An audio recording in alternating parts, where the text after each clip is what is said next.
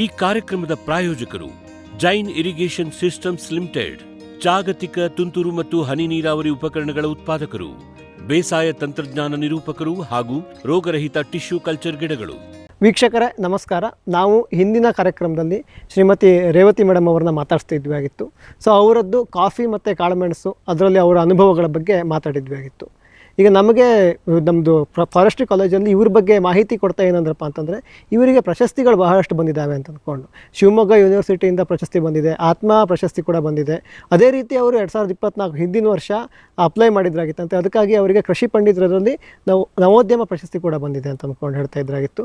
So ಇಷ್ಟೊಂದು ಯಾಕೆ ಪ್ರಶಸ್ತಿ ಬಂದಿದೆ ಅಂತಂದರೆ, ಇವರು ಕಾಫಿ ಕಾಳುಮೆಣಸು ಜೊತೆಗೆ ಬೇರೆ ಬೆಳೆಗಳನ್ನು ಮಾಡ್ತಾ ಇದ್ದಾರೆ. ಸಾವಯವದಲ್ಲಿ ಭತ್ತ ಬೆಳೀತಾ ಇದ್ದಾರೆ, ಆಮೇಲೆ ಕೆರೆ ಇದೆ, ನೀರಾವರಿಗೋಸ್ಕರ ಕೆರೆ ಇದೆ, ಅದರಲ್ಲಿ ಮೀನು ಸಾಕಾಣಿಕೆ ಮಾಡ್ತಾ ಇದ್ದಾರೆ, ಬಹಳಷ್ಟು ಹಣ್ಣುಗಳನ್ನು ಹಾಕಿದ್ದಾರೆ, ಮಳೆ ನೀರು ಕೊಯ್ಲು ಮಾಡ್ಕೊಂಡಿದ್ದಾರೆ, ಅವರು ಬಾವಿಗೆ ನೀರಿರಲಿ ಅಂತ ಅಂದ್ಕೊಂಡು. ಸೊ ಈ ರೀತಿ ಹೊಸ ವಿಧಾನಗಳನ್ನು, ಹೊಸ ಕೃಷಿಯನ್ನು ಎಲ್ಲವನ್ನು ಒಟ್ಟಿಗೆ ಮಾಡ್ತಾ ಇದ್ದಾರೆ. ಸೊ ಇವತ್ತಿನ ಕಂತಲ್ಲಿ ಈ ಎಲ್ಲ ವಿಷಯಗಳ ಬಗ್ಗೆ ಮೇಡಮ್ ಅವ್ರ ಹತ್ರ ಕೇಳಿ ಮಾಹಿತಿಯನ್ನು ತಿಳ್ಕೊಂಡು ಬರೋಣ. ಮೇಡಮ್ ನಮಸ್ತೆ. ನಮಸ್ತೆ. ಮೇಡಮ್, ನಾವು ನಿಮ್ಮದು ಹಿಂದಿನ ಸಂಚಿಕೆಯಲ್ಲಿ ನಿಮ್ಮದು ಸಾಂಪ್ರದಾಯಿಕವಾಗಿ ನೀವು ಯಾವ ರೀತಿ ಕಾಫಿ ಕಾಳುಮೆಣಸು ಬೆಳೀತಾ ಇದ್ದೀರಾ, ಕಾಫಿ ಯಾವಾಗ ಬಂತು, ಹೇಗೆ ಬಂತು, ಯಾವ ತಳಿ, ಏನೆಲ್ಲ ಬಗ್ಗೆ ಮಾತಾಡಿದ್ವಿ ಆಗಿತ್ತು. ಸೊ ಅದರಲ್ಲಿ ನೀವು ನಿಮ್ಮ ಇಂಟ್ರೊಡಕ್ಷನ್ ಮಾಡಬೇಕಾದ್ರೆ, ನಿಮ್ಮ ಪರಿಚಯ ಮಾಡಬೇಕಾದ್ರೆ ನೀವು ಹೇಳಿದ್ರಿ ನಾವು ಭತ್ತ ಕೂಡ ಬೆಳೀತಾ ಇದ್ದೀವಿ ಸರ್ ಅಂತ ಅಂದ್ಕೊಂಡು. ನಾವೇ ನೋಡಿದ್ರೆ ಇತ್ತೀಚಿನ ಕಾಲದಲ್ಲಿ ಮೇನಾಗಿ ನಮ್ಮದು ಮಲೆನಾಡು ಕಡೆ ಸ್ವಲ್ಪ ಭತ್ತ ಬೆಳೆ ಕಡಿಮೆ ಆಗ್ತಾ ಇದೆ. ಭತ್ತ ಗದ್ದೆಯನ್ನು ತೆಗೆದು ತೋಟ ಮಾಡೋರು ಜಾಸ್ತಿ ಆಗಿದ್ದಾರೆ, ಇಲ್ಲ ಹಾಗೇ ಬಿದ್ದಿರುತ್ತೆ, ಭತ್ತ ಮಾಡೋರೇ ಇರಲಿಲ್ಲದಂಗೆ ಬಿದ್ದಿರುತ್ತೆ. ಸೊ ಆಗ ನೀವು ಭತ್ತವನ್ನು ಮಾಡ್ಕೊಂಡೇ ಬರ್ತಾ ಇದ್ದೀರಾ ಅಂತಂದ್ರೆ ಇದಕ್ಕೆ ಏನು ಪ್ರೇರಣೆ ಅಥವಾ ಹೇಗೆ ಅಂತ ಅನ್ಕೊಂಡು? ಹೌದು ಸರ್, ನಾವು ವರ್ಷ ಯಾವಾಗ್ಲೂ ನಾವು ಒಂದು ದಿವಸನೂ ಬ್ರೇಕ್ ಅಂತ ಗದ್ದೆಲಿ ನಾವು ಅದನ್ನ ಬ್ರೇಕ್ ಕೊಟ್ಟಿಲ್ಲ, ಖಾಲಿ ಬಿಟ್ಟಿಲ್ಲ, ಯಾವಾಗ್ಲೂ ಖಾಲಿನೇ ಬಿಟ್ಟಿಲ್ಲ.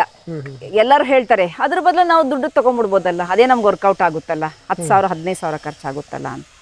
ಖರ್ಚಾಗ್ಬೋದು, ಏನೇ ಆಗ್ಬೋದು, ಆದರೆ ಅದರಷ್ಟು ಟೇಸ್ಟ್, ನಾವು ಬೆಳೆದಷ್ಟು ಟೇಸ್ಟು ಊಟ ತೃಪ್ತಿಯಾಗಿ ಊಟ ಮಾಡ್ಬೋದು ನಮ್ದ್ರಲ್ಲಿ. ಮತ್ತೆ ನಾವು ಪಾಲಿಶು ನಾವು ಕೊಡ್ಸಲ್ಲ.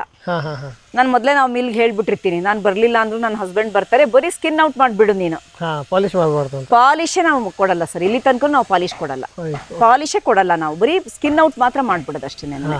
ನಮ್ಗೆ ಯಥೇಚ್ಛವಾಗಿ ಸಾಕು. ನಾವು ಅದಲ್ದೇನೆ ಒಂದು 10 ಕ್ವಿಂಟಾಲು ನಾವು ಮಾರ್ತೀವಿ, ಎಕ್ಸೆಸ್ ನಾವು ಮಾರ್ತೀವಿ. ಇನ್ ಕೇಸು ನೆಕ್ಸ್ಟ್ ಇಯರ್ ಕಮ್ಮಿ ಆಗ್ಬಿಡುತ್ತೆ ಅಂದ್ಬಿಟ್ಟು ನೆಕ್ಸ್ಟ್ ಇಯರ್ಗೂ ನಾವು ಸ್ಟಾಕ್ ಇಟ್ಕೊಂಡಿರ್ತೀವಿ. ಮತ್ತೆ ತುಂಬಾ ಇದಾಗಿ ರುಚಿಯಾಗಿರುತ್ತೆ. ನಾವು ಮನೇಲಿ ಮಾಡ್ಕೋಬೇಕು ಅಂದ್ರೂ ಒಂದು ನಾವು ತಿನ್ನೋದಷ್ಟೇ. ಮೇಡಮ್, ಎಷ್ಟು ಎಕರೆ ಇದೆ ಭತ್ತದ? ಹೇಗೆ? ನಮಗೆ 3 ಎಕರೆ ಇದೆ ಸರ್. ಅದಲ್ದೇನೆ ನನ್ನ ಅವರು ನೀವೇ ಮಾಡಿ, ಅವ್ರಿಗೂ ಟೌನಲ್ಲಿ ಇರೋದು, ಪನ್ನಂಪೇಟ್ಲಿರೋದು, ಹಾಗಾಗಿ ಅದನ್ನು ನಾವು ಒಂದು 5 ಎಕರೆ ತೋಟ ಮಾಡ್ತೀವಿ ಸರ್. 5 ಎಕರೆ ನೀವು ಟೋಟಲ್ ಒಟ್ಟು 5 ಎಕರೆಯಲ್ಲಿ ಮಾಡ್ತಾ ಇದ್ದೀವಿ. ಯಾವ ತಳಿ ಹಾಕ್ತಾ ಇದ್ದೀರಾ? ಲೋಕಲ್ ತಳಿನ ಹೇಗೆ ತಳಿ? ಲೋಕಲ್ ತಳಿ, ಮೊದಲು ಲೋಕಲ್ ತಳಿ ಹಾಕ್ತಾ ಇದ್ವಿ ಸರ್. ಮೊನ್ನೆ ನಾನು ಒಂದು ಶಿವಮೊಗ್ಗ ಅವಾರ್ಡ್ಗೆ ಅಂತ ಹೋಗಿದ್ದಾಗ, ಯೂನಿವರ್ಸಿಟಿ ಅವಾರ್ಡ್ಗೆ ಅಂತ ಸಿಕ್ತು ಸರ್ ನನಗೆ. ಹಾಗೆ ಹೋಗಿದ್ದಾಗ ಅಲ್ಲಿ ದುಷ್ಯಂತ್ ಸರ್ ಅಂದ್ಬಿಟ್ಟು ಅವರು ಭತ್ತದ್ದೇನೆ ಅವರು ಸ್ಪೆಷಲಿ, ಅವರು ಸೈಂಟಿಸ್ಟ್, ಅದರಲ್ಲಿ ಸಂಶೋಧನೆ ಮಾಡೋರು. ಅವಾಗ ಅವರು ಅನೌನ್ಸ್ ಮಾಡ್ತಾ ಇದ್ರು, ನಾವು ಈ ಸಲ ರೋಗಮುಕ್ತ ಕೆಂಪು ತಳಿನ ಇದನ್ನ ಹೊಸದಾಗಿ ಕಂಡುಹಿಡಿದಿದ್ದೀವಿ, ಹಾಗಾಗಿ ಇನ್ವೆಸ್ಟಿಗೇಷನ್ ಮಾಡಿದೀವಿ ಅದನ್ನ, ಅದು ರೋಗ ಮುಕ್ತ, ಅದು ಮತ್ತೆ ಇಳುವರಿನೂ ಜಾಸ್ತಿ ಬರುತ್ತೆ ಅಂತ ಹೇಳಿದ್ರು. ಆಗ ನಾನು ಊಟಕ್ಕೆ ಕೂತಾಗ ಅವ್ರು ಕೇಳಿದೆ, ನಾನು ಕೆಂಚರೆಡ್ಡಿ ಸರ್ ಅವ್ರನ್ನ, ಸರ್ ದುಷ್ಯಂತ್ ಸರ್ ಅವ್ರಿಗೆ ಹೇಳಬೇಕು, ಸ್ವಲ್ಪ ಕೇಳ್ಕೊಡಿ ಸರ್, ನನಗೆ ನೆಕ್ಸ್ಟ್ ಇಯರ್ಗೆ ನಾನು ಅದನ್ನು ಸೀಡ್ಸ್ ಬೇಕು, ನಾನು ಅದನ್ನು ಬೆಳಿಬೇಕು ಅಂತ. ಆಗ ಅವರು ಮಾತಾಡಿದಾಗ ಅವರು ತುಂಬ ಒಪ್ಕೊಂಡು ಸಂತೋಷವಾಗಿ ನನಗೆ ಒಂದು 5 kg ಕೊಟ್ಟರು. ಅದನ್ನು ನನಗೆ 5 kgನ ನಾನು ಅದನ್ನು ಬಿತ್ತನೆ ಮಾಡಿದಾಗ ಎಷ್ಟು ಬೇಕೋ ಅಷ್ಟಕ್ಕೆ ನಾನು ಹಾಕ್ಬಿಟ್ಟು ಅದನ್ನು ಮುಂದಕ್ಕೆ ಒಳ್ಳೆ ಇಳುವರಿನೂ ಬಂತು. ಮುಂದಕ್ಕೆ ಅದನ್ನೇ ನಾನು ಕಂಟಿನ್ಯೂ ಮಾಡಿಕೊಂಡು ಅದನ್ನೇ ಇವಾಗ ಬಿತ್ತನೆ ಮಾಡಿ ಬಂದಿರೋದ್ರಲ್ಲಿ ಮತ್ತೊಂದಿಷ್ಟು ಬೀಜಕ್ಕೆ ಅಂತ ಇಟ್ಕೊಂಡಿದ್ದೀನಿ ಸರ್. ಮತ್ತೆ ಬೇರೆಯವ್ರಿಗೂ ಬೀಜಕ್ಕೆ ಅಂತ ಕೊಟ್ಟಿದ್ದೀನಿ, ಬಂದಿದ್ದಾರೆ, ಕೊಟ್ಟಿದ್ದೀನಿ. ಅದ್ರ ಜೊತೆಗೆ ಸ್ವಲ್ಪ ಸಾಲದಿದ್ದಕ್ಕೆ ಬೇರೆನೂ ನಟ್ಕೊಂಡಿದ್ದೀವಿ. ಚಿಕ್ಕ ಭತ್ತ ಒಂದು ಅಮಾನ್ ಅಂತ ಅಂದ್ಬಿಟ್ಟು ಹೈದರಾಬಾದ್ ಯಾವುದೋ ಒಂದು ತಳಿ, ಅದು ಒಳ್ಳೆ ಇಳುವರಿ ಬಂತು. ಇಲ್ಲ ಬಿಳಿ ಅಕ್ಕಿ, ಬಿಳಿದೆ, ಅದು ಸ್ಮಾಲ್ ರೈಸ್, ಬಿಳಿ ಅಕ್ಕಿನೇ. ಬಟ್ ಏನು ಅಂತಂದ್ರೆ ಅದೇನೋ ಹೇಳಿದ್ನಲ್ಲ, ಮಿಲ್ಲಲ್ಲಿ ನಮಗೆ ಊಟಕ್ಕೆ ಬೇಕು ಅಂದ್ರೆ ನಾವು ಸ್ಕಿನ್ ಔಟ್ ಮಾಡ್ತೀವಿ, ಪಾಲಿಶ್ ಮಾಡ್ತೀವಿ ಅಷ್ಟೇ. ಮೇಡಮ್, ಇದು ಭತ್ತ ನೀವು ತಿನ್ನಕ್ಕೆ ಬೆಳೆಸ್ತಾ ಇದ್ದೀರಾ ಅಂತಂದ್ರೆ ಮೇನಾಗಿ ಸಾವಯವದಲ್ಲೇ ಬೆಳೀತಾ ಇದ್ದೀರಲ್ವಾ? ಖಂಡಿತ ಸಾವಯವದಲ್ಲೇ ಬೆಳೆಯೋದು ಸರ್. ಅದು ಸಾವಯವದಲ್ಲಿ ಅಂದ್ರೆ ಗೊಬ್ಬರ ಇದನ್ನು ಕೊಡ್ತೀರಾ ಹೇಗೆ? ನಾನು ಯಾವುದೂ ಕೆಮಿಕಲ್ಸ್ ಹಾಕೋದಿಲ್ಲ ಅಂತಂದೆ. ಹಾಗಾಗಿ ಅವರು ಒಂದು ಸಾವಯವ ಗೊಬ್ಬರನೇ ನನಗೆ ಕೊಟ್ಟಿದ್ದಾರೆ. ಸ್ವಲ್ಪ ಎಕ್ಸ್ಪೆನ್ಸಿವ್, ಒಂದು 50 kgಗೆ 2,500 ತಗೊಂಡ್ರು. ಅದನ್ನೇ ನಾವು ಒಂದೇ ಸಲ ಹಾಕೊಳ್ಳೋದು. ಅದನ್ನ ಮತ್ತೆ ಇನ್ನೊಂದು ಏನು ಅಂತಂದ್ರೆ ನಾನು ಇದನ್ನ ಹಾಕೋತೀನಿ ಸರ್, ದಯಾಂಚ ಹಾಕ್ಬಿಡ್ತೀನಿ ಮೊದ್ಲೇ ಹಾಕ್ತಿರ ದಯಾಂಚನ. ಈಗ ಏಪ್ರಿಲ್ 14ಗೆ ದಯಾಂಚ ಹಾಕ್ಬಿಟ್ಟು ಅದು ಹೂ ಬರಕ್ಕಿಂತ ಮೊದ್ಲೇನೆ ಅದನ್ನ ಉಳುಮೆ ಮಾಡಿಬಿಡೋದು, ಉಳುಮೆ ಮಾಡ್ಬಿಟ್ಟು ಇಟ್ಕೊಂಡ್ಬಿಡ್ತೀವಿ. ಅದು ಎಷ್ಟೋ 4 ಟ್ರ್ಯಾಕ್ಟರ್ದು ಗೊಬ್ಬರ ದಯಾಂಚದಲ್ಲೇ ಸಿಗುತ್ತೆ. ಹಾಗಾಗಿ ಇದನ್ನ ದಯಾಂಚ ಹಾಕೊಂಡು ಸರ್ ಫಸ್ಟ್ ನಾವು ನಾಟಿ ಮಾಡುವಾಗ ಈ ಸಾವಯವ ಗೊಬ್ಬರ ಹಾಕೊಂಡೆ ಸರ್. ಮೇಡಮ್ ನೀವು ಸಾವಯವ ಗೊಬ್ಬರನ ಹಾಕ್ಬೇಕಾ, ನೀವೇ ಪ್ರಿಪೇರ್ ಮಾಡ್ತಿರಲ್ಲ ಕಾಂಪೋಸ್ಟ್? ಅದನ್ನ ಹಾಕೋಬಹುದು ಸರ್, ದಯಾಂಚ ಹಾಕ್ತೀನಲ್ಲ ಅದಕ್ಕೆ ನೆಸೆಸಿಟಿ ನನಗೆ ಬೇಕಾಗಿದೆ. ಅದ್ರ ಬದಲು ನಾನು ಕಾಫಿಗೂ ಪೆಪ್ಪರ್ಗೆ ಹಾಕ್ತೀವಿ. ಮತ್ತೆ ಇಲ್ಲಿಂದ ಟ್ರಾನ್ಸ್ಫರ್ ಮಾಡ್ಕೊಂಡು ಹೋಗೋದು, ಟ್ರಾನ್ಸ್ಫರ್ ಮಾಡೋದು, ಅಲ್ಲಿಗೆ ತಗೊಂಡು ಹೋಗೋದು ಸ್ವಲ್ಪ ಎಕ್ಸ್ಪೆನ್ಸಿವ್ ಆಗುತ್ತೆ. ಅದಕ್ಕೆ ದಯಾಂಚನೆ ಹಾಕೊಂಡ್ಬಿಡ್ತೀನಲ್ಲ ಸರ್. ಮತ್ತೆ ಇದೇ ಸಾವಯವ ಹಾಕೊಂಡ್ರಿಂದ ನನಗೆ ಇದೇ ತರನೇ ಅದನ್ನು ಅದರಲ್ಲೇ ನನಗೆ ಉಪಯೋಗ. ಸೊ ನಿಮ್ದು ಉಳಿದೆಲ್ಲ ಬಿಡಿ ಮೇಡಮ್, ಅಂದ್ರೆ ರೋಗ ಕೀಟ ಅದ್ರ ಬಗ್ಗೆ ಜಾಸ್ತಿ ಮಾತಾಡೋದು ಬೇಡ. ಯಾಕಂದ್ರೆ ನೀವು ಹೆಂಗಿದ್ರು ಅದ್ರ ಬಗ್ಗೆ ಜಾಸ್ತಿ ಕಾನ್ಸಂಟ್ರೇಟ್ ಮಾಡ್ತಾರೆ. ನೀವೇ ಹೇಳಿದ್ರಿ ನಿಮಗೆ ಬೇಕು, ನಿಮಗೆ ತಿನ್ನಕ್ ಬೇಕು ಅಂತ ಮಾಡ್ತಾ ಇರೋದು. ಸೊ ಶಿವಮೊಗ್ಗ ಸೈಂಟಿಸ್ಟ್ ಹೇಳಿದ್ರು ನಿಮಗೆ ಬೀಜ ಕೊಡ್ಬೇಕಾದ್ರೆ ಅಷ್ಟೇ ಇಳುವರಿ ಬರ್ತಾ ಇದೆಯಾ? ಅಷ್ಟು ಚೆನ್ನಾಗಿ ಬರ್ತಾ ಇದೆ ಸರ್. ಈ ಸಲ ಬಂದಿದೆ, ಖಂಡಿತ ಬಂದಿದೆ. ಈ ಸಲನು ಇದ್ರದ್ದು ಕಾಂಪಿಟೇಷನ್ ಇತ್ತು. ಯಾವ್ದ್ರದ್ದು ಭತ್ತದಲ್ಲಿ ಹೈಯೆಸ್ಟ್ ಲೇಡೀಸ್ಗೆ ಬೇರೆ ಮೆನ್ಗೆ ಬೇರೆ ಅಂತ ಅಂದ್ಬಿಟ್ಟು ಅದನ್ನ ಅಪ್ಲೈ ಮಾಡಿದೀನಿ. ಬಂದಿದ್ದಾರೆ, ತಗೊಂಡ್ ಹೋಗಿದ್ದಾರೆ. 10 ಮೀಟರ್ ಇದು ಅಗ್ಲ ಅಂತ ಅಂದ್ಬಿಟ್ಟು ಎಷ್ಟು ಇಳುವರಿ ಬರುತ್ತೆ ಅಂತ. ಆದ್ರೆ ಇದನ್ನು ರಿಸಲ್ಟ್ ಬಂದಿಲ್ಲ. ಅದು ಒಂದು ಅಪ್ಲೈ ಮಾಡಿದೀನಿ, ಬರಬಹುದು. ಅದು ಇಳುವರಿ ಚೆನ್ನಾಗಿ ಬಂದಿದೆ ಸರ್. ಗಿಳಿ, ನವಿಲು, ಕಾಗೆ, ಮೈನಾ ಮುಂತಾದ ಹಕ್ಕಿಗಳ ಉಪಟಳ ಹಣ್ಣು ಕಾಡು ಧಾನ್ಯದ ಬೆಳೆಗಳಲ್ಲಿ ಮಿತಿ ಮೀರಿದೆ. ತಮಟೆ, ಪಟಾಕಿ, ಕೂಗು, ರಿಬ್ಬನ್ ಇದೀಗ ಕೆಲಸ ಮಾಡುತ್ತಿಲ್ಲ. ಹಕ್ಕಿ ಬೆದರಿಸಿ ಓಡಿಸಲು ಬಂದಿರುವ ವೈಜ್ಞಾನಿಕ ಉಪಾಯ ಗ್ರೆಸ್ ಇಕೋ ಸೈನ್ಸಸ್ನವರ ಜೈವಿಕ ಧ್ವನಿ ತಂತ್ರಜ್ಞಾನ. ಅತ್ಯಲ್ಪ ಖರ್ಚಿನಲ್ಲಿ ಸುಸ್ಥಿರ ಪರಿಹಾರ, ದೀರ್ಘಕಾಲ ಪರಿಣಾಮಕಾರಿ. ದಾಳಿಂಬೆ, ಸೀಬೆ, ಮಾವು, ಚಿಕ್ಕು ಇತ್ಯಾದಿಗಳನ್ನು ಪ್ರಾಣಿ ಪಕ್ಷಿಗಳಿಂದ ರಕ್ಷಿಸಿಕೊಳ್ಳಿ. Grace eco sciences. Megha solar energy solutions ಸುಲಭ ಲಭ್ಯ, ಕೈಗೆಟುಕುವ, ಸ್ವತಂತ್ರ, ಸುಸ್ಥಿರ ಭವಿಷ್ಯದ ಗ್ರೀನ್ ಎನರ್ಜಿ ಉಪಾಯ. ನಿರಂತರ ಉಚಿತ ನೀರಾವರಿಗೆ Megha solar pump set, roof top solar, solar CC camera ಮತ್ತು ಸೋಲಾರ್ ಬೀದಿ ದೀಪಗಳು, ಡ್ರಿಪ್, ಸ್ಪ್ರಿಂಕ್ಲರ್, ಇರಿಗೇಷನ್ ಮತ್ತು ಫರ್ಟಿಗೇಷನ್ ಆಟೋಮೇಷನ್, ತೋಟಗಾರಿಕೆ, ಕ್ರೆಡಲ್ ಹಾಗೂ ಸೂರ್ಯಘರ್ ಸಬ್ಸಿಡಿ ಯೋಜನೆಯಡಿ ಅಂಗೀಕೃತ. ಮೇಘಾ ಆಗ್ರೋಟೆಕ್. ವಿಶ್ವದಾದ್ಯಂತ ಪೇಟೆಂಟ್ ಪಡೆದ ನ್ಯಾನೋ ತಂತ್ರಜ್ಞಾನದಲ್ಲಿ ತಯಾರಾದ ನೂವಾಲ್ಗಿ ದ್ರಾವಣ. ನೂವಾಲ್ಗಿ ಉಪಯೋಗಿಸಿದ ಮೇಲೆ ತುಂಬಾ ಇಳುವರಿನೂ ಬಂದಿದೆ. ಕಾಳುಮೆಣಸಿಗಂತೂ ಬಹಳ ಚೆನ್ನಾಗಿ ಬರುತ್ತೆ. ರೇಷ್ಮೆ ಎಲೆನೂ ಚೆನ್ನಾಗಿ ಬರ್ತದೆ. ಗಿಡಗಳು ತುಂಬಾ ಚೆನ್ನಾಗಿ ಬೆಳವಣಿಗೆ ಆಯಿತು.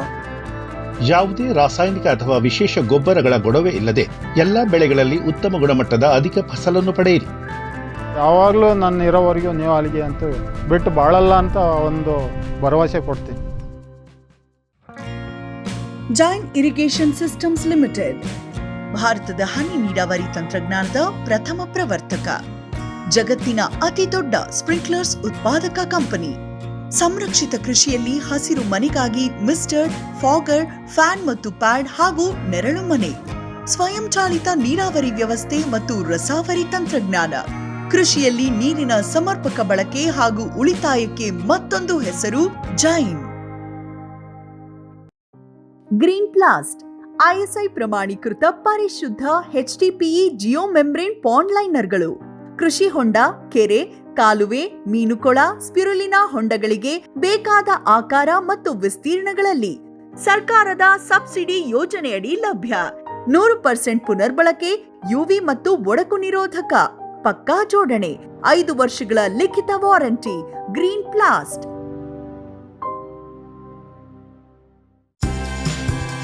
ಕದಂಬ ಅಗ್ರಿಟೆಕ್ ರಾಜ್ಯದ ಜನಪ್ರಿಯ ಸೋಲಾರ್ ಪಂಪ್. ಅತ್ಯಧಿಕ ಕಾರ್ಯಕ್ಷಮತೆಯ ಸೋಲಾರ್ ಪ್ಯಾನೆಲ್ ಮತ್ತು ಶಕ್ತಿ ಸೋಲಾರ್ ಪಂಪ್. ವಿದ್ಯುತ್ ಕಣ್ಣಾಮುಚ್ಚಾಲೆಯಿಂದ ಮುಕ್ತಿ, ಬೆಳಗಿನಿಂದಲೇ ಹಗಲು ನೀರಾವರಿ. 25 ವರ್ಷಕ್ಕೂ ಹೆಚ್ಚು ಬಾಳಿಕೆಯ ಸೋಲಾರ್ ಪ್ಯಾನೆಲ್ ಮತ್ತು ಸ್ಟೇನ್ಲೆಸ್ ಸ್ಟೀಲ್ ಸೋಲಾರ್ ಪಂಪ್. ನಂಬಿಕಾರ್ಹ ಸೋಲಾರ್ ಪಂಪಿಗೆ ರಾಜ್ಯದ ನಂಬರ್ 1 ಕಂಪನಿ ಕದಂಬ ಅಗ್ರಿಟೆಕ್. ತುಂಬಾ ಚೆನ್ನಾಗಿ ಬಂದಿದೆ. ಈಗ ನಾನು ನೋಡೋದಿದ್ರೆ ಮೇಡಮ್, ನಿಮ್ಗೆ ಬೇರೆ ಕಡೆ ಎಲ್ಲ ನೋಡಿರ್ತಾರಲ್ವಾ, ರಾಸಾಯನಿಕ ಹಾಕಿ ಭತ್ತಕ್ಕೆ ಹೋಲಿಸಿದ್ರೆ ಇದ್ರ ಇಳುವರಿ ಕಡಿಮೆ ಆಗುತ್ತೋ, ಸೇಮ್ ಇರುತ್ತೋ, ಹೆಚ್ಚಿರುತ್ತೋ, ಹೇಗೆ, ಏನ್ ಕತೆ? ಇಲ್ಲ ಸರ್, ನನಗೆ ಸೇಮ್ ಒಂದೇ ಏಮನ್ನಾಗಿ ನಂಗೆ ಸಿಕ್ಕಿದೆ. ಒಂದೇ ಇಳುವರಿ ಸಿಕ್ಕಿದೆ ನನಗೆ ಸಿಕ್ಕಿದೆ, ಏನು ತೊಂದರೆ ಆಗಿಲ್ಲ. ಎಷ್ಟಿದೆ ಹೇಗೆ ಮೇಡಮ್? ಎಷ್ಟು ಸಿಗತ್ತೆ, ಎಷ್ಟು ಚೀಲ ಸಿಗತ್ತೆ, ಹೇಗೆ? 1 ಎಕರೆಗೆ ಸರ್ ನಮ್ದು ಒಟ್ಟು 12 ಕ್ವಿಂಟಲ್ ನನಗೆ ಬಂತು ಸರ್ ಒಂದು ಎಕರೆಗೆ. 1 ಎಕರೆ 12 ಕ್ವಿಂಟಲ್. 12 ಕ್ವಿಂಟಲ್ ಬಂದಿದೆ. ಸಾಕು ನಮ್ಗೆ. ಯಾಕೆ ಅಂತಂದ್ರೆ ನಾವು ಬೇರೆ ಗೊಬ್ಬರ ಏನು ಹಾಕೋದಿಲ್ಲ ಅಲ್ವಾ ಸರ್, ನಮ್ಮ ಯೂಸ್ ಜಾಸ್ತಿ ಖರ್ಚಿಲ್ಲ. ಜಾಸ್ತಿ ಖರ್ಚಿಲ್ಲ. ನನ್ನ ಅದು ಬೆಳೆದಿದ್ದು ಹಸುಗೆ ಹುಲ್ಲಾಗುತ್ತೆ, ನಮ್ಮ ಮನೆಗೆ ಖರ್ಚಾಗುತ್ತೆ. ನನ್ನ ಬೇಗದ ಎಕ್ಸೆಸ್ ಜಾಸ್ತಿ ಇರೋದು ನನ್ನ ಬ್ರದರ್ಸ್ ಅವ್ರಿಗೆ ಸೇಲ್ ಮಾಡ್ತೀನಿ, ಸೇಮ್ ರೇಟ್ ಅಲ್ಲಿ ಕೊಡ್ತೀನಿ. ಅದೇ ತರ. ಎಷ್ಟು ರೇಟಿಗೆ ಕೊಡ್ತೀರಾ ಹೆಂಗೆ ಮೇಡಮ್? ಹೊರಗಡೆ ಭತ್ತಕ್ಕೆ ಎಷ್ಟು ಇರುತ್ತೋ ಅಷ್ಟೇ ಕೊಡ್ತೀರಾ? ಜಾಸ್ತಿ ರೇಟ್ ಮತ್ತೆ ಅಲೆ ಅಂದ್ರೆ ಸ್ವಂತದವ್ರಿಗೆ ಅಲ್ವಾ ಕೊಡೋದು, ಹಾಗಾಗಿ ಸ್ವಲ್ಪ 2,500 ಕ್ವಿಂಟಲ್ಗೆ ಅಂತ ಕೊಡೋದು. ಸಾಮಾನ್ಯ ಹೊರಗಡೆ 2,500 ಕೊಡ್ತೀವಿ. ಸಾವಯವ ಅಂದ್ಬಿಟ್ಟು ಕೊಡ್ತೀವಿ. ಮತ್ತೆ ಭತ್ತ ಚೆನ್ನಾಗಿದೆ, ಅಕ್ಕಿ ಚೆನ್ನಾಗಿದೆ. ಸೊ ಹುಲ್ಲು ಕೂಡ ನಿಮ್ಗೆ ಜಾಸ್ತಿ ಆದ್ರೆ ಹುಲ್ಲು ಮಾಡ್ತೀವಿ. ಹುಲ್ಲು ನನ್ನ ಹಸ್ಬೆಂಡ್ ಬ್ರದರ್ಗೆ ಸ್ವಲ್ಪ ಹುಲ್ಲುನು ಕೊಟ್ಟಿದ್ದೀವಿ. ನೀವೇ ಬೆಳೆದು ನೀವೇ ಇದು ಮಾಡ್ಕೊಂತೀರ? ಒಟ್ಟೆ ಬಿಟ್ಟಿಲ್ಲ 1 ವರ್ಷನೂ ಕೂಡ? ಇಲ್ಲ, ಬಿಟ್ಟಿಲ್ಲ. ಜೊತೆಗೆ ನೀವು ಹೇಳ್ತಾ ಇದ್ರಿ ಮೇಡಮ್ ಏನಪ್ಪಾ ಅಂತಂದ್ರೆ ಕೆರೆ ಇದೆ ನಿಮ್ದು, ದೊಡ್ಡ ಕೆರೆ. ನೀವು ಅದೇ ಅಂದ್ರಿ ನಮ್ಮ ನೀರಿನ ಪ್ರಾಬ್ಲಮ್ ಏನಾಗ ಸಾಲ್ವ್ ಆಗಿದ್ದೆ ಕೆರೆ ಮಾಡಿದ್ರೆ. ಸೊ ಕೆರೆಯಲ್ಲೇ ಮೀನು ಹಾಕಿದ್ದೀರಾ? ಹೌದು. ಸೊ ಕೆರೆ ಇದು ಮಾಡಿದ್ ಯಾವಾಗ? ಕೆರೆ ಅಂದ್ರೆ ಬರೀ ಕೆರೆನಾ ಅಥವಾ ಕೃಷಿ ಹೊಂಡನ ಅಥವಾ ಹೇಗೆ ಅದು? ಇಲ್ಲ ಸರ್, ಕೆರೆನೇ ಮಾಡಿದ್ದು.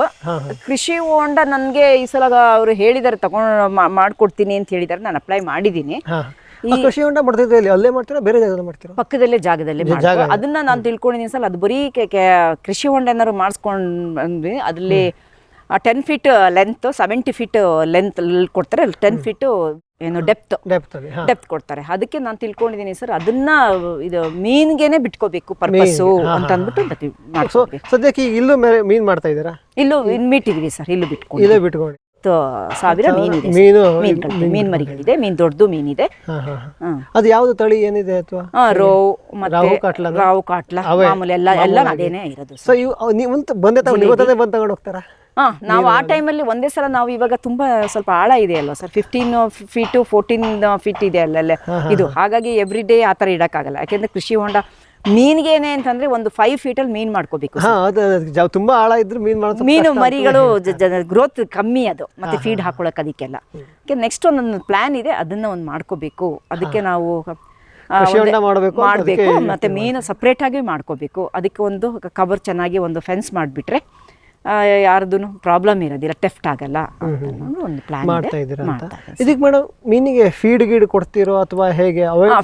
ಇದು ಫಸ್ಟ್ ಏನ್ ಮಾಡ್ತೀವಿ ಅಂತಂದ್ರೆ ಸರ್, ವರ್ಷಕ್ಕೊಂದ್ಸಲ 1-2 ಲೋಡು ಅದಕ್ಕೆ ಸಗಣಿ ಹಾಕ್ಬಿಡ್ತೀವಿ. ಸಗಣಿ ಹಾಕ್ಬಿಡ್ತೀವಿ. ತುಂಬಾ ಸಗಣಿ, ನಮ್ಮ ತಾಯಿ ಮನೇಲೂ ಅದೇ ತರ ಮಾಡ್ತಾ ಇದ್ರು ಅವರು. 1-2 ಲೋಡ್ ಸಗಣಿ ಹಾಕಿದೀವಿ ಫಸ್ಟು. ಆಮೇಲಿಂದ ಒಂದು 6 ತಿಂಗಳಿಗೊಂದ್ಸಲ ತಗೊಂಡು ಹೋಗ್ಬಿಟ್ಟು ಒಂದು 20 ಕುಕ್ಕೆ 30 ಕುಕ್ಕೆ ತಗೊಂಡು ಹೋಗ್ಬಿಟ್ಟು ಫೀಡ್ ಹಾಕ್ತೀವಿ. ಅಲ್ಲ, ಇದನ್ನ ಕೌಡಂಗ್ ಹಾಕ್ತೀವಿ. ಆಮೇಲಿಂದ ಒಂದು ವಾರಕ್ಕೊಂದ್ಸಲ ಅದ್ರದ್ದು ಫಿಶರಿನೇ ಒಂದು ಫೀಡ್ ಸಿಗುತ್ತಲ್ಲ ಸರ್, ಅದನ್ನ ಹಾಕ್ತೀವಿ. ಮೇಡಮ್ ಈ ಮೀನ್ ಮರಿಗಳನ್ನ ಎಲ್ಲಿಂದ ತರ್ತೀರಾ ನೀವು ಅಂತ? ನಾವು KVK ಇಂದಾನೆ ನಮಗೆ ಫೋನ್ ಮಾಡಿದ್ರು ಸರ್, ಅಲ್ಲಿಂದ ತಗೊಂಡ್ಬರ್ತೀವಿ. ಅಲ್ಲಿಂದ ತಗೊಂಡ್ಬರ್ತೀವಿ ಹಾಕ್ತೀರಾ? ಸೊ ಮಾರೋದಕ್ಕೆ ಅಂತ ಇಲ್ಲೇ ಬಂದು ತಗೊಂಡು ಹೋಗ್ತಾರೆ, ಏನು ಚಿಂತೆ ಇಲ್ಲ. ಸಾಮಾನ್ಯವಾಗಿ 1 ವರ್ಷಕ್ಕೆ ಎಷ್ಟು ಆದಾಯ ಇದೆ ಮೇಡಮ್ ಬರೀ ಮೀನಲ್ಲಿ? 8-10 ಸಾವಿರ ಮೀನ್ ಸಾಕ್ತಾ ಇದ್ದಾರೆ. ಎಷ್ಟು ಆದಾಯ ಇದೆ? ಇವಾಗ ನಾವು ಸರ್ ಒಂದು 5 ವರ್ಷದಿಂದ 6 ವರ್ಷದಿಂದ ನಾವು ಮೀನನ್ನ ಅದನ್ನ ಮೀನನ್ನ ನಾವು ಹೊರಗಡೆನೆ ಅದನ್ನ ಹಿಡ್ದಿರ್ಲಿಲ್ಲ ಸರ್. ತಕೊಂಡಿ ಅದನ್ನ ಹಿಡ್ದಿರ್ಲಿಲ್ಲ, ಹಂಗೆ ಬಿಟ್ಟಿದ್ವಿ ದಪ್ಪ ಆಗ್ಲಿ ಅಂತ ಅಂದ್ಬಿಟ್ಟು ಅಂತ. ಆಮೇಲೆ ಲಾಸ್ಟ್ ಇಯರ್ ನಾವು ಅದ್ರ ಬಿಫೋರ್ ಲಾಸ್ಟ್ ಇಯರ್ ಒಂದು 3 years ಇಂದ ನಾವು ಅದನ್ನ ಹಿಡಿಯಕ್ಕೆ ಶುರು ಮಾಡಿದ್ವಿ. ಅವ್ರು ಹಿಡಿಯಕ್ಕೆ ಶುರು ಮಾಡಿ ಲಾಸ್ಟ್ ಇಯರ್ ಒಂದೇ ಒಂದು ಮೀನು 10 kg, ಇನ್ನೊಂದು 5 kg ಆ ಥರ ಎಲ್ಲ ಸಿಕ್ಕಿತ್ತು. ಮತ್ತೆ ಲೋಕಲ್ ಅವರೇ ಪಕ್ಕದವರೇ ಬಂದು ಅವ್ರಿಗೆ ಅನೌನ್ಸ್ ಮಾಡ್ತೀವಿ, ಗೊತ್ತಿರೋರಿಗೆ ಫೋನ್ ಮಾಡ್ತೀವಿ, ಅವರೇ ಬಂದ್ಬಿಟ್ಟು ಕೆರೆ ತಗೊಂಡು ಹೋಗ್ತಾರೆ. ಒಂದು 100 kg ಮೀನು ಹಿಡಿದಿದ್ವಿ ಸರ್. ಕೆಜಿಗೆ ನಾವು ಇಲ್ಲೇ ಲೋಕಲ್ ಅಲ್ಲ ಸರ್, 120 110 ಚಿಕ್ಕ ಮೀನುಗಳಿಗೆ ಒಂದು 110 100 rupees. ದೊಡ್ಡದಿಗೆ ಒಂದು 1,20,000 ತನಕ ಅಂತ ಬಂತು ಆದಾಯ. ಸೊ ಈ ವರ್ಷನೂ ಮತ್ತಷ್ಟೇ ಬಿಟ್ಟಿದ್ದೀರಾ? 8,000 ಪ್ರತಿ ವರ್ಷ 8,000. ಅದಕ್ಕೆ ಏನ್ ಮಾಡ್ತೀವಿ ಅಂತಂದ್ರೆ ಆಲ್ಟರ್ನೇಟಿವ್ ಇಯರ್ ನಾವು ಇದು ಮಾಡ್ತೀವಿ ಸರ್, ಅದನ್ನ ಹಿಡ್ಕೊಳ್ತೀವಿ. ಯಾಕಂದ್ರೆ ಹಿಡಿತೀವಿ, ಒಂದೇ ವರ್ಷ ಹಿಡಿಯಲ್ಲ. ಯಾಕೆಂದ್ರೆ ಚಿಕ್ಕದಿರುತ್ತೆ ದೊಡ್ಡದಿರುತ್ತಲ್ವ ಒಂದೇ ತರ. ನಮ್ಮ ಬೇರೆ ಕಡೆ ನಮ್ಮ ಹುಣಸೂರು ತಾಯಿ ಮನೆಯಲ್ಲಿ ಮೈಸೂರು ಕಡೆ ಆ ಥರ ಬಂದಷ್ಟು ನಮ್ಮ ಇಲ್ಲಿ ಯಾಕೆ ಅಂತಂದ್ರೆ 6 months ಮಳೆ ಇರುತ್ತಲ್ವ ಸರ್, ಸ್ವಲ್ಪ ಕೋಲ್ಡ್ ಇರುತ್ತಲ್ವ, ಅದಕ್ಕೂ ಸ್ವಲ್ಪ ಬಿಸಿಲೆಲ್ಲ ಬೇಕಂದ್ರೆ ಡೆಪ್ತ್ ಕಮ್ಮಿ ಇರಬೇಕು. ಅದಕ್ಕೆ ನಾನು ಅದೇ ಕೇಳಬೇಕು ಅಂತಿದ್ದೆ. ನೆಕ್ಸ್ಟ್ ಬಹುಶಃ ನೀವು ಮುಂದಿನ ವರ್ಷದಿಂದ ಕೃಷಿ ಹೊಂಡ ಆದ್ಮೇಲೆ ವರ್ಷ ಹಿಡಿಯೋಷ್ಟು ಅದನ್ನ ಮಾಡ್ಕೋಬಹುದು. ಆಳ ಜಾಸ್ತಿ ಇರೋದಕ್ಕೆ ಮೀನಿನ ಬೆಳವಣಿಗೆ ನಿಧಾನ ಆಗ್ತಾ ಇರೋದ್ರಿಂದ ನಿಮಗೆ ಒಂದ್ ವರ್ಷ ಬಿಟ್ಟು 1 ವರ್ಷ ಹಿಡಿತಾ ಇದ್ದೀರಾ. ಸೊ ನೆಕ್ಸ್ಟ್ ಕೃಷಿ ಹೊಂಡ ಮಾಡಿದ್ರೆ ಅದನ್ನ ಡೆಪ್ತ್ ಕಮ್ಮಿ ಮಾಡ್ಕೊಂಡ್ರೆ ಸರ್ ಒಂದು 5 ಫೀಟ್ಗೆ ನಾವು ತಂದು ನಿಲ್ಸ್ಕೊಂಡ್ರೆ ಒಂದು ಲೆಂತ್ ಉದ್ದಕ್ಕೆ ಮಾಡ್ಕೊಂಡ್ಬಿಡ್ಬೇಕು ಅಂತ, ಅಗ್ಲನೂ ಬೇಡ ಲೆಂತ್ ಆಗಿ ಮಾಡ್ಕೊಂಡ್ಬಿಟ್ರೆ ಈಗ ಇಳಿಯಕ್ಕೆ ಮಾಡೋದಕ್ಕೆಲ್ಲ ಸ್ಟೆಪ್ ಕೊಟ್ಕೊಂಡು ಒಂದು ಪ್ಲಾನ್ ಇದೆ. ಈಗ ಕೃಷಿ ಹೊಂಡ ಆದ್ಮೇಲೆ ಮತ್ತೆ ಕೆರೆಗೆ ಮೀನ್ ಬಿಡ್ತೀರಾ ಅಥವಾ ಕೆರೆಯಲ್ಲಿ ಮೀನ್ ಬಿಡೋಷ್ಟ ಅಲ್ಲ ನಿಲ್ಸ್ತೀವಿ. ಯಾಕೆ ಅಂತಂದ್ರೆ ನಾವು ಇರಿಗೇಷನ್ ನಾವು ಮೀನ್ಗೆ ಅಂತಾನೆ ಅಷ್ಟು ಸಪರೇಟ್ ಒಂದು ನೀರು ಬಿಟ್ಬಿಡ್ತೀವಿ, ಅಲ್ಲ ಒಂದು 5 ಅಡಿ ನೀರನ್ನ ಇಟ್ಬಿಟ್ಟಿರ್ತೀವಿ ನಾವು, ಫುಲ್ ಖಾಲಿ ಬಿಟ್ಕೋಬಹುದು, ಎಷ್ಟು ಸಿಗುತ್ತೆ ಅಷ್ಟು ಕೆರೆ ಖಾಲಿ ಮಾಡ್ತೀರಾ, ಕೆರೆ ನೀರನ್ನ ಅವಾಗ ಫುಲ್ ಉಪಯೋಗಿಸ್ಕೊಳ್ತೀರಾ ಆ ರೀತಿ.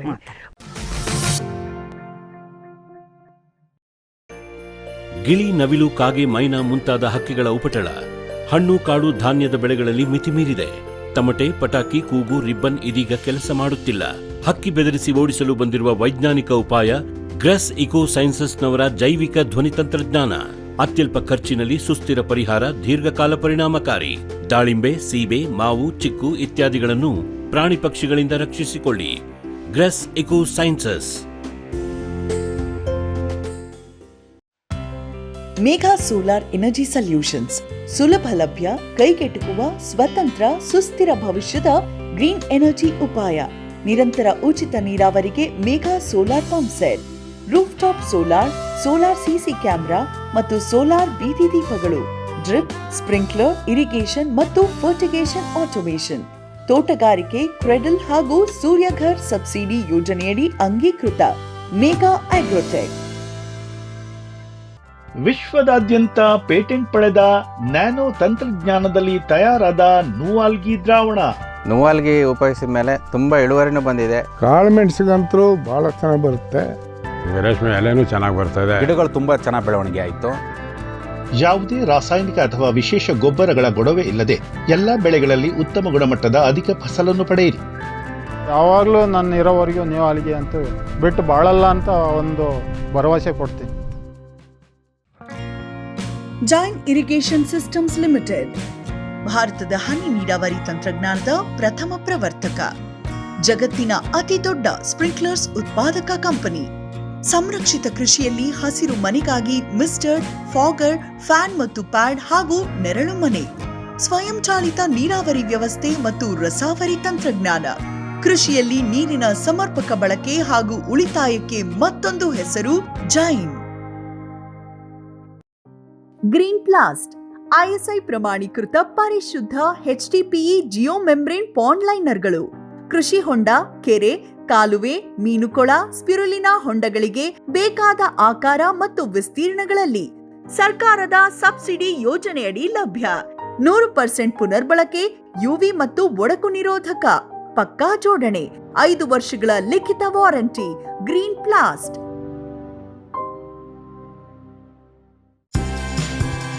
ಕದಂಬ ಅಗ್ರಿಟೆಕ್ ರಾಜ್ಯದ ಜನಪ್ರಿಯ ಸೋಲಾರ್ ಪಂಪ್. ಅತ್ಯಧಿಕ ಕಾರ್ಯಕ್ಷಮತೆಯ ಸೋಲಾರ್ ಪ್ಯಾನೆಲ್ ಮತ್ತು ಶಕ್ತಿ ಸೋಲಾರ್ ಪಂಪ್. ವಿದ್ಯುತ್ ಕಣ್ಣಾಮುಚ್ಚಾಲೆಯಿಂದ ಮುಕ್ತಿ, ಬೆಳಗಿನಿಂದಲೇ ಹಗಲು ನೀರಾವರಿ. 25 ವರ್ಷಕ್ಕೂ ಹೆಚ್ಚು ಬಾಳಿಕೆಯ ಸೋಲಾರ್ ಪ್ಯಾನೆಲ್ ಮತ್ತು ಸ್ಟೇನ್ಲೆಸ್ ಸ್ಟೀಲ್ ಸೋಲಾರ್ ಪಂಪ್. ನಂಬಿಕಾರ್ಹ ಸೋಲಾರ್ ಪಂಪಿಗೆ ರಾಜ್ಯದ ನಂಬರ್ 1 ಕಂಪನಿ ಕದಂಬ ಅಗ್ರಿಟೆಕ್.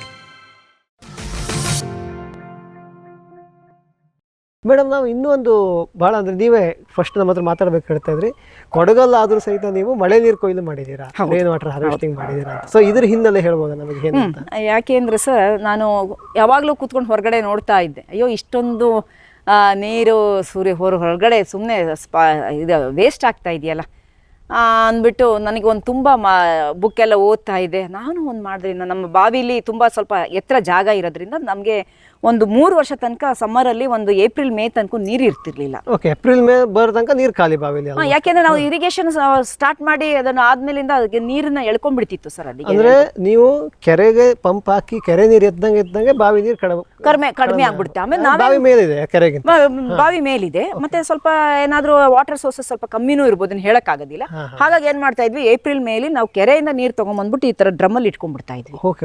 ಹೂವಿನ ಗಿಡಕ್ಕೆ, ಅದಕ್ಕೆ ಮತ್ತೆ ಯೂಸ್ಗೆ ಪಾತ್ರೆ ತೊಳೆಯೋದಕ್ಕೆ, ವೆಸಲ್ಸ್ ವಾಶ್ ಮಾಡೋದಕ್ಕೆ, ಅದಕ್ಕೆಲ್ಲ ಬಟ್ಟೆ ವಾಷಿಂಗ್, ದೈನಂದಿನ ಚಟುವಟಿಕೆಗೂ ನೀರಿಲ್ದೇ ಹೋದಷ್ಟು ಆಗ್ಬಿಟ್ಟಿತ್ತು, ಅವಾಗ ತುಂಬಾ ಆಗ್ಬಿಟ್ಟಿತ್ತು. ಆಮೇಲೆ ನಾನು ಯೋಚನೆ ಹಂಗೆ ನೋಡೋದು ಕೊಡಗಲ್ಲಿ ಇವತ್ತು ಮಳೆ ಚೆನ್ನಾಗಿರೋದು, ಮಳೆಗಾಲದಲ್ಲಿ ತುಂಬಾ ಮಳೆ ಇರೋದು, ಒಳ್ಳೆ ಮಳೆ ಎಷ್ಟೇ ಇದ್ರು ಸರ್, ನಮ್ ಬೇಸಿಗೆಯಲ್ಲಿ ನೀವು ಎಷ್ಟೇ ಇದ್ರು ಅದು ಡ್ರೈ ಆಗ್ಬಿಡುತ್ತೆ. ಹಾಗಾಗಿ ಆಮೇಲಿಂದ ಏನ್ ಮಾಡಿದ್ವಿ, ಇದನ್ನ ಮಾಡ್ಕೊಂಡ್ರೆ ಏನು ಅಂತ ಅಂದ್ಬಿಟ್ಟು ಸ್ವಲ್ಪ ಎಕ್ಸ್ಪೀರಿಯನ್ಸ್ ಇರೋವ್ರ ಹತ್ರ, ಸ್ಪೆಷಲಿಸ್ಟ್ ಅವ್ರ ಹತ್ರ ಕೇಳಿದೆ ನಾನು ಹಿಂಗ್ ಮಾಡ್ಬೋದು ಅಂತ. ಅವ್ರು ಹೇಳಿದ್ರು ನೀವು ಬೇಕಾದ್ರೆ ದೊಡ್ಡ ಒಂದು ಹೊಂಡ ಮಾಡಿಬಿಟ್ಟು ಅದಕ್ಕೆ ಸೈಡಲ್ಲಿ ಕಲ್ಲು ಕಟ್ಕೋಬೋದು ಅದು ಇದು ಅಂತೆಲ್ಲ ಹೇಳಿದ್ರು. ಅದಕ್ಕೆ ನಾವು ಸೆಪ್ಟಿಕ್ ಟ್ಯಾಂಕ್ ಮಾಡ್ಕೊಂಡಿದ್ವಿ ಇಲ್ಲಿ ಮನೆ ಕನ್ಸ್ಟ್ರಕ್ಷನ್ ಮಾಡುವಾಗ. ಸೆಪ್ಟಿಕ್ ವಾಟರ್ ಇದಕ್ಕೆ ಅಂತಲೇ ನಾವು ಟ್ಯಾಂಕ್ ಮಾಡ್ಕೊಂಡಿದ್ವಿ ದೊಡ್ಡ. ನಾವು ಕೆರೆಯಿಂದ ನೀರು ಲೋಡ್ ಮಾಡಬೇಕಿತ್ತು, ಹಾಗಾಗಿ ಒಂದು ಟ್ಯಾಂಕ್ ಮಾಡ್ಕೊಂಡಿದ್ವಿ.